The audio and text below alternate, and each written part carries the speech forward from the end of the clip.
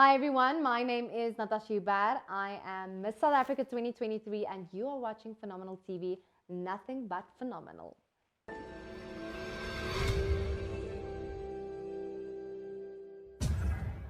What's up, Phenomenal family? You're tuned in to Phenomenal TV, where we serve you entertainment that's nothing but, yes, you guessed it, phenomenal. My name is Zanele Potelwa, aka the People's Champion, and today we are in the presence of greatness yet again. I am talking about the person that South Africa waits for each and every year to find out who is going to be our Queen of Purpose, our lady in leadership, and our ambassador on international stages. I am talking about none other than the 2023 Miss South Africa. It is Natasha Joubert. Hello, gorgeous. Can I ask you to always introduce me? Girl, I got you. Let's do really this. did it justice. I was sitting here like, yes. Yes, and that's who you are. That's the thing. I don't need to try hard. But Natasha, how are you feeling right now? I'm feeling great. Like, I had a full day full of interviews. Yeah. I had such a good nap. I'm feeling like a new person. I love that. And I know that right after the pageant, you said that it didn't feel real. We're now a week and a little bit into it. Does this dream that you've been waiting for so long finally feel like a reality? I feel like you really want that different answer. Still hasn't sunk in. Really?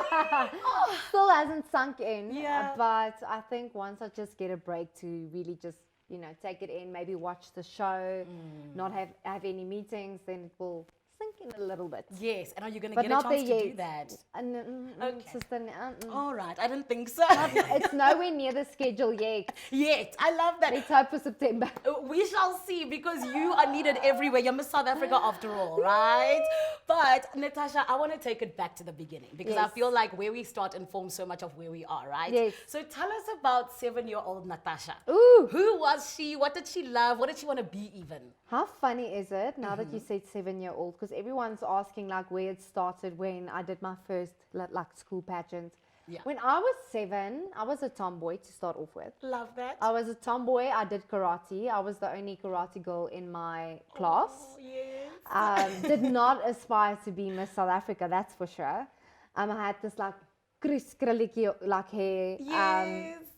Yep, I hung out with boys more than girls. So things have changed, hey? It's shifted. I love that. It's shifted. I mean, I feel like it shows For the better. balance. 100%. 100%. But for me, I'm also just like, you never looked at the television and said, I want to be Miss South Africa, because I feel like almost every little girl did. Yes, 100% I did. But I think for me, there was a much more of a significant moment of knowing I aspired to be Miss South Africa one day, but you don't know at that age, like what it entails in any way. Yeah. So for me, if I take it back to when I was 10, I did my school pageant, Mevrou Baki. I remember also I had to rock up with my curls because my mom was very strict on my natural hair. Love that. I won that competition. I don't know how. Oh, so you were already winning at 10. No, but there's a whole story to it. Okay, tell us, please. So I get this voucher as part of a prize. Yeah. And it says I get modeling classes. So I go to the modeling class. This modeling teacher has her own little competition. And I'm like, you know what? We're moving up in life. Like, we're going to enter a competition.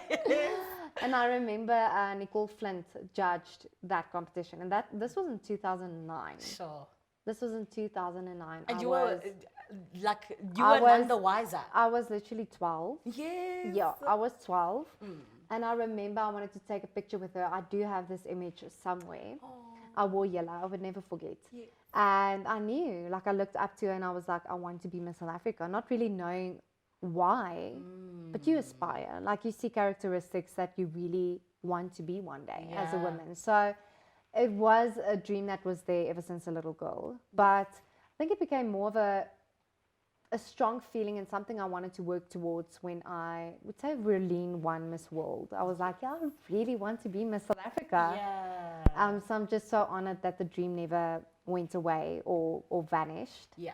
I felt strongly about it up until the night I was crowned, which is really, really a blessing. I love that. Nee? And all throughout high school, for you, were you entering pageants left, right, and center? Like, how were you preparing for this really big seat that you're in right now? I wouldn't say in any case like something particular can prepare you, but for me it was having gone through it once, which was in 2020. I was second runner-up, and then going to Miss Universe. That I wouldn't say what I did there prepped me, but knowing what it entailed and like what it requires to be Miss South Africa, it was made very clear. Sure.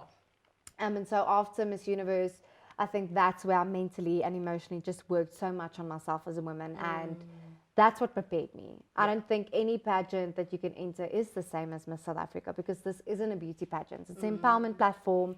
It's really what you stand for. What are you passionate about? Like, as a woman, what can you contribute to society? Like, what you're doing right here. Like, Natasha. I'm serious. Like, taking your talents and really just enabling other people and doing good for society. So, yeah, it's a surreal feeling. Yeah. Yes. And this is why the whole of South Africa is so proud of you, ma'am, because you're taking your talents and using them. I mean, even having secured 1.2 million rand in bursaries. We're going to get to that in a little bit, right? But I want to first and foremost ask you just about that time when you did enter Miss South Africa and you didn't make it. Because I was listening to your interview that you had on 5FM. Ooh. Yes. And you did mention the fact that for you, when you didn't get to where you wanted to be, which was Miss South Africa, it did kind of take you just like a really hard time to get to be okay after that. Speak to us about that and what happened. Yes. So I wouldn't say it was with Miss South Africa the first time. I think it was more Miss Universe and not placing there. Yeah. And to put it in perspective, it was Demi that won in 2017. It was Tamron that was first runner-up, and then Zuzi won. So I had to go as the first ever second runner-up to Miss Universe after Zuzi. And so there was expectation from not only South Africa, but the whole world. Like every single time South Africa entered Miss Universe, people would have expectations because of the track record. Yeah. And so I did not place top 21, which was disappointing. I'm a human being at the end of the day. Like, you also go there with expectation. You also work hard to get this desired result, even if it's top 5 or top 10. Or, and for me, it was, I didn't have a final night at all because I was cut from the get-go. And I think that was a really, really hard thing to not blame yourself. It definitely did make me feel like I wasn't worthy enough. Or was it because I was second runner-up? Why wasn't I good enough? So you get all these thoughts. It's normal. And everyone tells you like, no, it wasn't you, or you represented us so well, or whatever people will say to make you feel better. But at the end of the day, that was the result that you sit with and you go home with. And everyone continued with life, it's how it works. And you have these thoughts, like, especially when you're alone, you just feel like, oh, I wasn't good enough. So I started seeing a psychologist in August of 2021 because I just couldn't get out of bed. It was having this busy schedule of accents training and working out and wardrobe and really just prepping for this competition, having this big purpose to coming home and having nothing, like no schedule, no interviews. It was just a big shell shock. And I think that was what was difficult. I didn't prepare mentally for that transition of having a busy schedule, preparing for something as big as Miss Universe, and then coming back and it's not there. So you're almost having to find this new purpose in life, your why. So I started seeing my psychologist, which I'm still seeing up until today. And that was a turning point in my life. I think that's where I knew when I grew so much emotionally and mentally.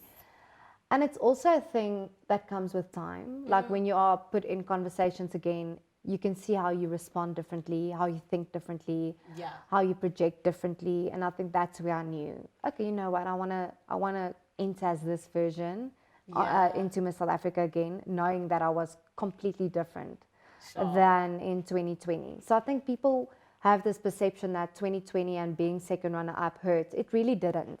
I knew, like now, even reflecting back, I knew there was things I had to work on. And also I felt like getting Miss Universe after that, I was almost like, it's fine, I'm representing South Africa. On an international stage, so 100%. It was really more Miss Universe that did knock me. Yeah, and can I ask you, what was the thing that made you decide, I want to go to therapy now? You know, especially with you saying that you weren't getting out of bed. What made you take that decision? Because it's very difficult sometimes when you've let the negativity win to some extent, right? Yes. To actually make that decision. It was my best friend. It wasn't my decision. One thing I can say, my support structure is really big. And I verbalize quite easily. I can communicate even though I'm feeling depressed, express my emotions. And my best friend was like, she checked up on me frequently, and she was just saying, Natasha, I really, really do think go to my psychologist. If you don't like it, if it doesn't work for you, then you don't have to continue. Just go to one. Yeah. Booked it. I remember sitting there, and have you ever been to therapy? I'm literally having my very first Are therapy you? session in Okay. September. Yes. So even I feel like if you are struggling or not, highly recommend staying on top of your mental health. Yeah.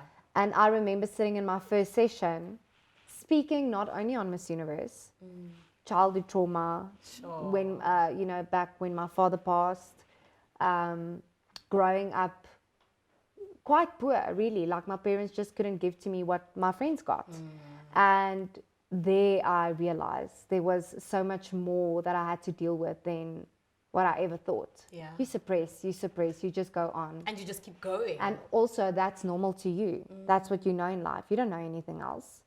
And sitting there crying about these things for the first few sessions, like I didn't only cry once, I cried so many times about the same thing.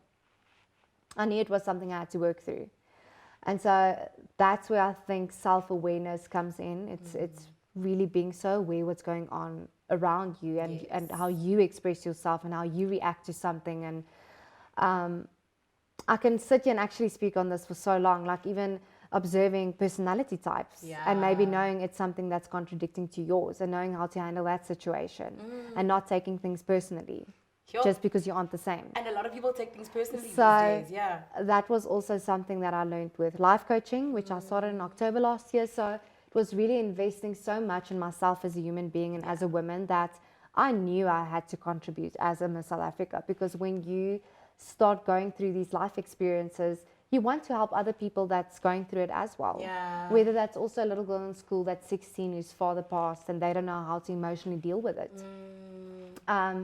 I think we all have a purpose in life, 100%. but it has to do with the experiences that we go through in order to help others. 100%. So I know that you've had a lot of life experiences, as you're saying, but one of the things that I also know is that, like you say, for you, it prepared you for where you are now, and even gave you a bit of a why. And I know that there's a lot of young people in South Africa that have been financially excluded from different institutions. So can I ask you about that? When that happened to you, you know, what was going through your mind and how did you get past it?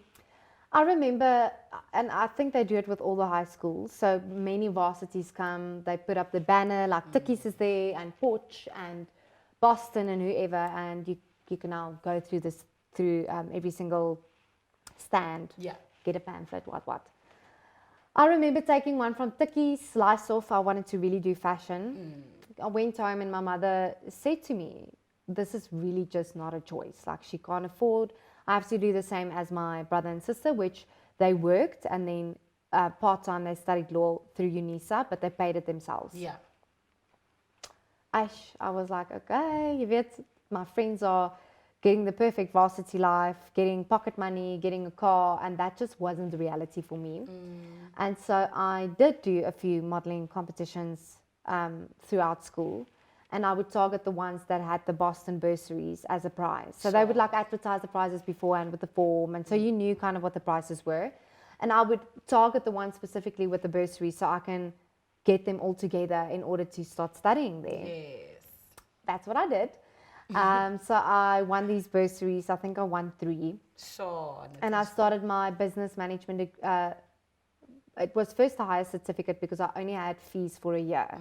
And then when I got the other 2, I switched over to a degree because that's what it allowed me to do. And it wasn't a nice feeling. It was something that I was quite embarrassed about. Also knowing then I really wanted to do Miss South Africa. You don't really know of any other Miss South Africa that struggles. So you just like, people can't know. You know, you feel embarrassed. Your friends get this perfect varsity life that you really have FOMO. Then with Miss South Africa, and especially with all these life experiences, I know how many people can't afford intuition. Like, it's so expensive these days. And I just went back to Boston and I was like, I don't think you guys even realize what you've done for me. And it wasn't even a personal bursary. It was like, oh, these organizers of this competition reaches out and they're like, yes, we can gift this. Just told them my whole story and I was like, I really want to do good. I want to do something, even if Yeah. it's not a lot. And they pledged in. And then also through going to Miss Universe, doing Miss South Africa the first time, I got a big platform on social media. So the brands that I used to work with, I went and said, social responsibility, like where's that for you guys? 100%. And ASUS joined in to do coding bursaries, and now just voicing it on Miss South Africa stage, so many people are reaching out, wanting to just help one person put them through the law degree. Or there's another company which I'm talking to that works with the municipality where we want to put infrastructure up, IT Centrum. So it really did open so many doors as soon as I started speaking on it, Sure, which really is the Natasha. power of voicing your vulnerabilities, your experiences, Yes. things that you always thought is a weakness can really, really enable other people. And so I would never take this platform for granted. Like, I know I'm very privileged and Yeah. so grateful. And we're grateful to have him in South Africa who is doing such great work even before the competition. Thank you. And Really, this thank is you. why I also want to ask you, because of course you're somebody, like I say, who has gone through all of these different things, but they help shape you. Yes. So I want to then ask, in terms of you now deciding what is your why, back in 2021 when you started seeing your therapist and you were deciding, what am I going to be bringing to the table if I go back to Miss South Africa? What is Natasha Joubert's why? Yes. It really was all my circumstances, not only being financially excluded. It's relating myself to other people's stories and connecting my stories to other people's, because that makes me feel so much more welcomed as a person when people speak together on it. You don't feel alone. Like, other people feel seen, they feel valued, they feel heard. Yeah. Ne? Like, people connect through stories. Yeah. I am a people's person. You are? For me, I love having conversations. I love connecting. I love relating to other people because it makes me feel more included. That's just, any human being is like that. And that's the thing, people are able to look at you and feel included. And then also, when I went to Miss South Africa, I was like, don't be too emotionally invested. But I am a very, very intentional person. Like, I get invested easily because that's just who I am. Yeah. I can't disconnect myself from people. So that was the big why, was really connecting to other people who have similar stories, but making sure whatever I do also I can enable them as well, because I know what it feels like. Yeah. I think when you have experienced trauma or exclusion or depression and you know that feeling of feeling worthless almost, and feeling down in the dumps, or really just feeling not good enough in society, it will make you do things that you wouldn't have normally done. Yeah. Because if I even just compare that to the 2020 Natasha now, I feel like, what did she stand for back then? I can't even remember. You see, and this is why we sometimes need to go through things, because Can't even remember. Yeah. So can I actually ask you, with you saying that, what do you think you weren't ready for at the time? You know, because everything has its right timing. So what do you think needed to become just right for you to now be Miss South Africa? So I can go into more detailed things. Yeah. It really was for me taking things very personally when it wasn't me, or everyone didn't like me, or I didn't get my way. And I know it sounds so silly, but when you are 22, there is immaturity. Yeah. And I admit it now. Yes. Girl, trust me, I admit it too. Yeah. Like I know back then I just wouldn't look at things rationally. And I would project it on other people. So, there's many small things. I just think emotionally, I still had to go through a lot, and even mentally. Even though back when I was 16, I had to go see a psychiatrist after my father passed, I never did. I never emotionally dealt with the passing of my father back then, which I had to do that and the disappointment of Miss Universe together, which in 3 years, everything just then shifted. Yeah. And that's the thing about therapy. It empowers you. No, it does. Yeah. It does, but only if you allow it to. If you sit there and you are willing to open up and you're doing it for yourself and not having that therapist drag you there every single session, or you skip your sessions. I was very, very, very strict with myself and saying I can't miss out on these. And I would even see it when I start skipping for a few months. Yeah. Mentally, I'll get in my head.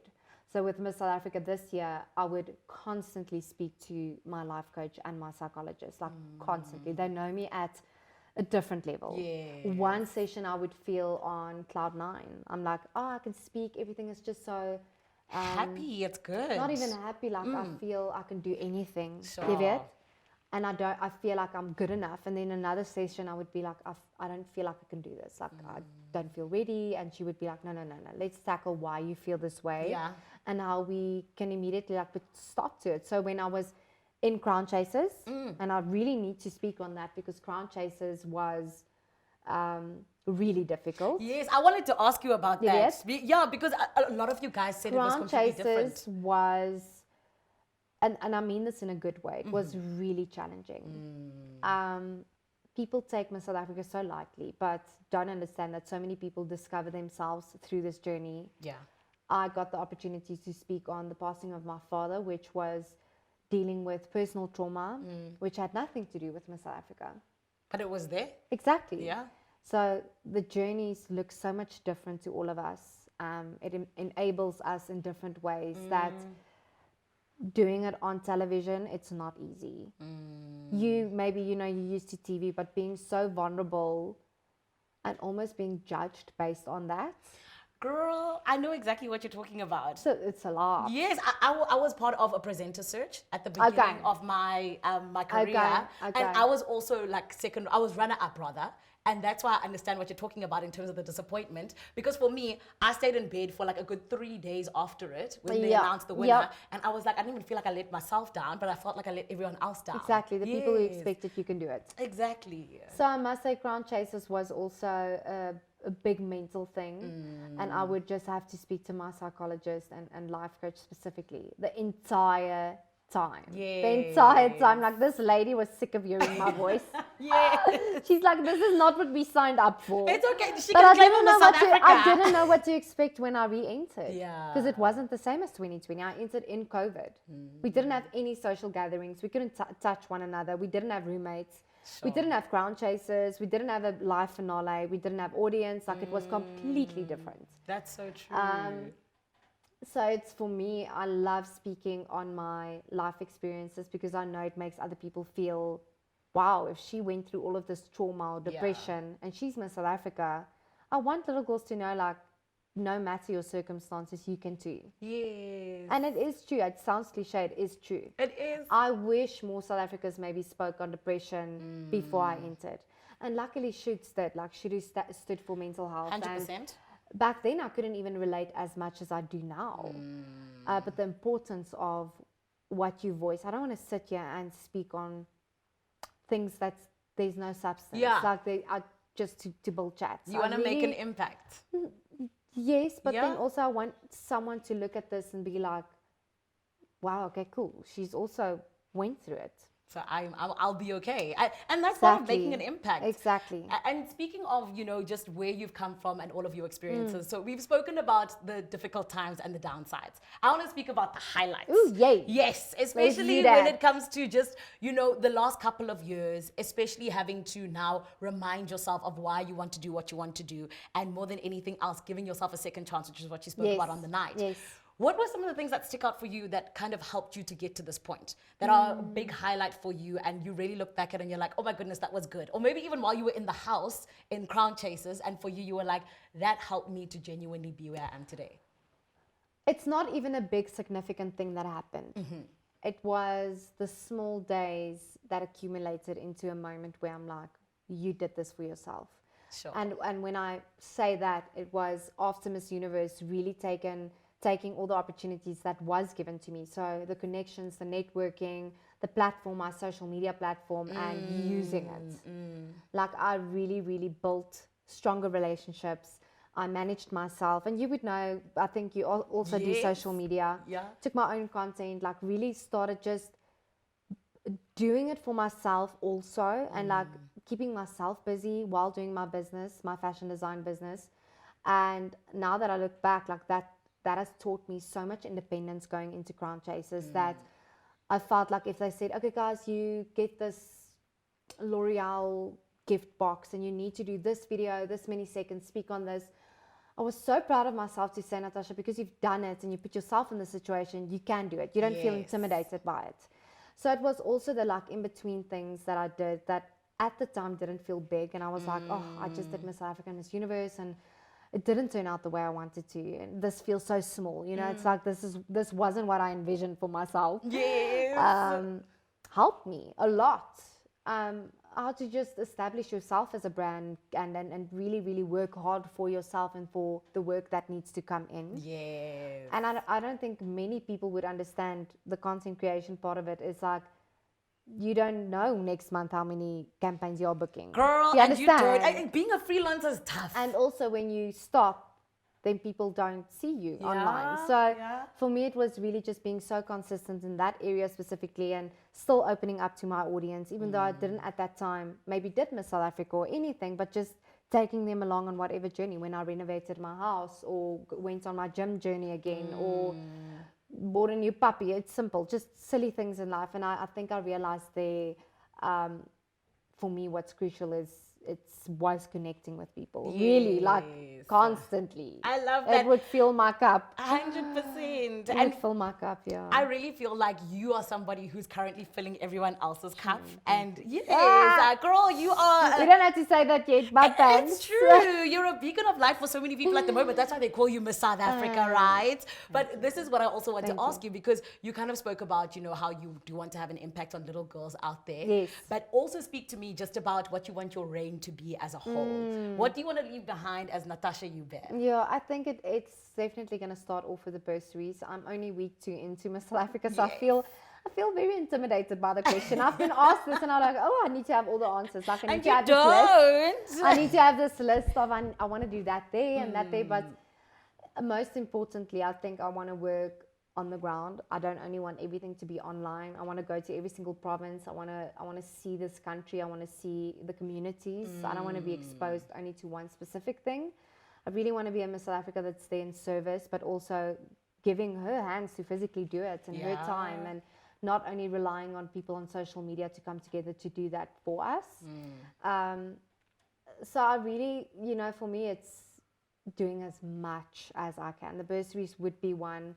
I would like to, just explore all avenues, whether I need to speak on period poverty at schools or do an inspirational talk. Like, I am willing to experiment with it all. I think that's going to be my mindset. I'm not going to limit myself to one thing and one thing only. Yes, there's going to be a core. Something that's very important is the education. And there's, I think, you know, every single year the Miss South Africa gets this question, and we can't solve everything. Definitely not, especially not in 1 year. We can't solve everything. I'm a very realistic and logical person. But I really, really want to take all my brands and connections that I have and make them a part of this. Yeah. Like, if you want to work with me, you're going to have to give back in some way. Yes. And I love that. And do you see why I say you're a beacon of light, Natasha? Okay. Let me also tell you about this queen right here.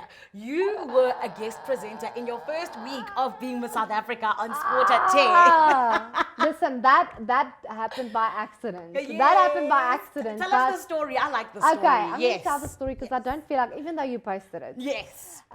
So I went on Thibaut Touch on Metro FM. Yeah. I went on Metro FM with Thibaut Touch, and your and I spoke on I want to be a presenter in Super Sports. Not at the SABC, Natasha. Listen, I didn't even know Super Sports wasn't under SABC. I didn't know this. Yes. And they didn't think that was funny. I sat there and I was just like, jokes, not knowing like why I'm getting this reaction. And he just said, you know what, I'm going to call my friend up at Sports at Zanele. I don't even know where he got the time to do that, because I was sitting with him the entire time. Next moment, he's on the phone. I'm like, yes. You have spies that's phoning for you. Yes. He does, actually. Oh, he does, man. Yeah. And then Dine's on air, and he's like, Natasha, I invite you to co-host my show. But in any case, so I found myself co-hosting on Sports at 10. Yeah. Having to read rugby names and...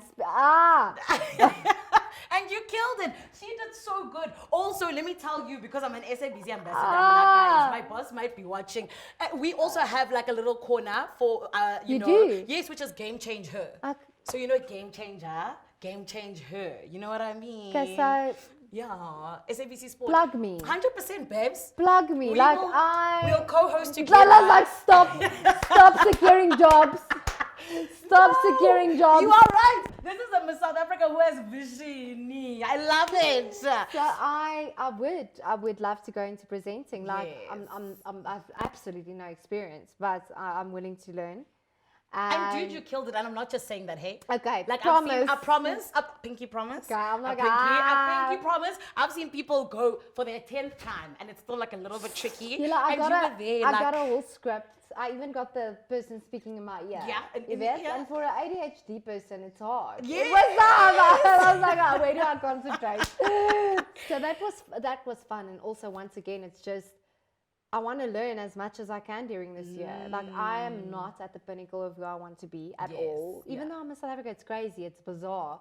I want to be teachable. I can't wait to just, connect with people, network, build new connections. Yes. Yeah, and hopefully presenting will be one of them. I said we're gonna present a show together. Watch out. You I'm see? telling you now. Yeah. First going to Eastern Cape and then... Yes, and then I love this. But babe, speaking of which, because you seem like somebody who dreams really big for me. Yes. And I say that because you can always tell that with how relentless people are about their dream. Because for you, after 2020, you could have said, that's it, I'm done, what's the next thing? But for you were like, no, I have this goal, I want to see it come to fruition. So where do you want to go then? Because like you say now, you miss South Africa, but you're like, this is only the beginning. And the fact that you even know that means that you got high hopes. Where do you see yourself?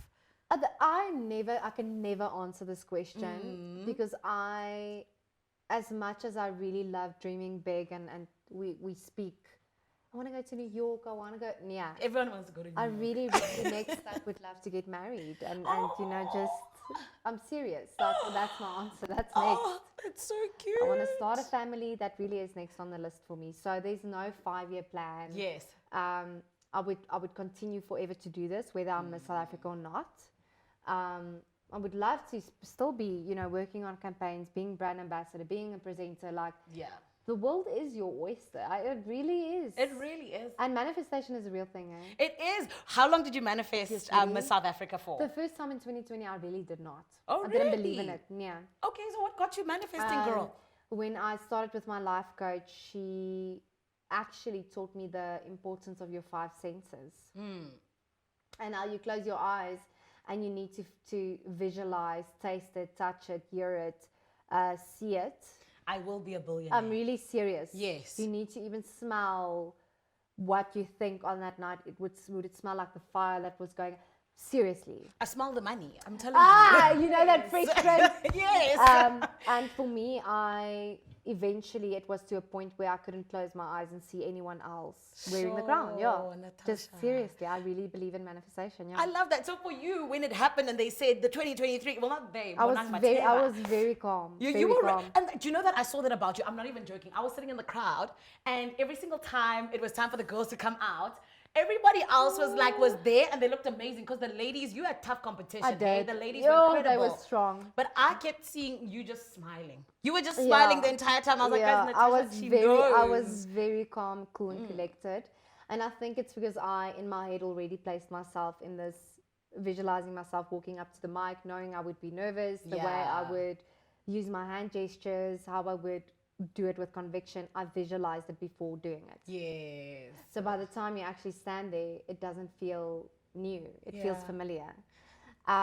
Even Bonang, I was visualizing, like hearing how she would call out my name. Yes. So I promise it's a thing. It's a real manifestation. It's a real thing. I love that. Praying about it, and also then accepting. For me, I went through the disappointment before, so I think it wouldn't be a new feeling. It would be a familiar feeling of being disappointed. Yeah. You spoke about praying and manifesting, right? Yes. So talk to me about the praying part. How much of a role has God played in your life over the last couple of years in terms of getting you to where you are now and even coming out of that dark place? Yeah. Whenever I would feel anxious, overwhelmed, not at a good space, I would put in my earphones and just put praise and worship up. So for me, it is more in the music sense of listening to prayer through music as well, and then just speaking to him in my head. It doesn't have to be like physical. out loud. Dear God, like I would just speak to him as if he's my friend. Like, God, I don't understand. Why are you putting me through this? Like, are you sure about this? So I think it's just also giving over to someone that has bigger power than you have, and it takes off so much from your shoulders. But I think with religion, it's a very personal thing. You know, each and every one of us, we differ. Yeah. And that really did carry me. That's my family, my support structure. Yeah. It takes a village. It does. It really, this is not an individual thing. No. This is not an individual thing. Like, I posted Enrique's reaction, and it really, I think it's because he also felt like he won. Yes. My mother's reaction, that lady was like, thank God this is over. Like, I cannot do this again. Yes. Like, please, God, please let it end. Oh, no. So, Yeah. it does play such a crucial role. 100%. And I love that because I feel like at the end of the day, we can't do it on our own. No. No matter what it is that you use No. for yourself, No. it's life is tough, okay? Exactly. Yes. Exactly. And I want to ask you, Natasha, especially because I feel like, you know, there are a lot of young people who have lost parents at, you know, a young age. And I'm so sorry that you lost your dad at such a young age, especially such at a crucial time in your life. But to any young person out there, and even maybe just a person, because losing a parent is never easy, what would you say to them in terms of someone who's maybe like, I'm in a very dark place right now and I miss my parent? What would you say to them? This is a very hard message to give because it's such a personal journey. Really, it is. Grief looks different on everyone. That's true. And for some people, it takes 10 years, where my father's gone now this year, a decade, 10 years. And it still feels like yesterday. Whenever I just think of him, I would cry. So grief looks different for everyone. So for me, it's just take all the time you need. I'm serious. Like, never pressure yourself to say it's the 1 year mark. Like, why am I not feeling better? Or why don't I miss him less? Yeah. And also, you don't have to let it go past. If that's a feeling you want to keep alive and mourn as much as you have to. So there's nothing that helps that you can say to someone who's lost a parent. It just isn't. Turn to the people that you still have and that you still love and appreciate. And I think when you lose someone so crucial, it opens your eyes on how you treat the rest of your relationships. With my mom, it shifted everything. With my brother and sister, it's almost fearing them to not be there tomorrow. Yeah. And so you appreciate the people around you a lot more. But I think also to the people who have their parents, like, just make sure every single day when you wake up, you appreciate them and love them. And I would never forget, my father passed away on his birthday. And the year before on his birthday, I forgot his birthday. So I didn't have the opportunity to wish him his last birthday, happy birthday. And I think never live in regret with anything that you do. So. Yeah, and you know he's proud of you, right? 100%. I'm so glad. I'm so glad. Like I said in my one interview, he never knew what I wanted to study or what I wanted to become, but he knew I wanted to be Miss South Africa. So sitting here as Miss South Africa, I feel like in a way I'm also honoring him, like, and that dream that we had together. So yeah, I'm really thankful. I love that. And we are also proud of you. Thank you. As our Miss South Africa. I hope to make you proud throughout the year. Girl, you're going to do it. From going to Paris to going to the next thing, you are going to make us so proud. Going to the Eastern Cape. Yes, honey, that's right. You better see us. One last thing I want to ask you, especially because you said it on the night, where you said you believe in second chances. Yes. And you really just want anyone out there to know. What do you say to them that are out there that are saying, I don't know, am I worthy of a second chance? You are. Okay. Just there. You are. Yes. And I think it's a destiny thing. It's a timing thing. Never give up after the first try.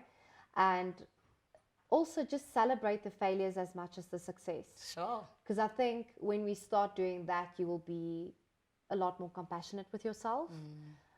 Most of the successful people in our not only country but worldwide has failed before they succeeded. That's and just true. remember that. You better preach, Natasha. Right before, because Glenda wants to leave now. We very quickly. Tell us like, I want to quickly do a young, like, you know, questions off the cuff. You need to answer the first thing that comes to mind. Okay? Are you ready? Yes. Okay. Taylor Swift or Beyonce? Yeah, Taylor Swift. Wings or ribs? Ribs. Why did that take I was so like, long? wings? You were like, I do wings or what? I don't understand. I love that. Movies or music And for now the rest of your Nande's life. gonna kill me about Beyonce. Why? I'm doubting all my decisions. Good job, please don't doubt your decisions. Okay, No, what girl. what was the third one? The third one is movies or music for the rest of your life. Oh, nee, Zanele. Come on. Do you hate me? I love you with all of my heart. Movies. Movies. What's your favorite movie ever? Oh, Yes. that's hard. It is hard, but I have to know. Yes. That's something I need to think about. Sorry. Okay, But wait, fine. let me think. Okay. Favorite movie. Ever. Mine is Coach Carter. But I'm such a hopeless romantic. So am I. There's this movie. Oh, I'm so lame. What is it? Tell us. I can't even say. Is it How to Lose a Guy in 10 Days? No. Don't make that face. I love that movie. Batung, Natasha, Kidney. The judgment on my face. You can't hide it. It's this movie after, but then they have sequels like Happily Ever After We Collided. Like, Yes. I love that movie so much. And also, I love Vampire Diaries. There's a few, but There's it's a the few. cliche thing. You're a vampire girl, but am. I love that. One last thing, finish this off. Happiness is. Happiness is having good mental health. Ooh, nah. I love it. 100%. Danko, Miss South Africa. 100%. Babe, I'm so proud of you. Well Thank done. you. And especially just for showing that you genuinely do need to be relentless about what you want. Yes. And I'm so happy for you. I'm so proud of you. And may this reign be the best thing in your life yet, because it's only the beginning. Thank you. Congratulations. Thank you for I coming appreciate through. you. I appreciate you. We're hugging hugs. Oh, you're amazing, my Natasha. And But this I is why you're going to promise win. You are the MC of my Eastern Cape tour, okay? Nivile, did you hear? We are going, huh? She said she wanted to. She's coming. Thank you. Natasha, come here very quickly. Miss South Africa 2023. Do the right thing. Go and follow her everywhere. Follow her reign. It's going to be incredible. Thank you, guys. And of course, she is phenomenal. Thank and this is Phenomenal TV. Like, share, subscribe. We love you. Bye-bye. Mwah.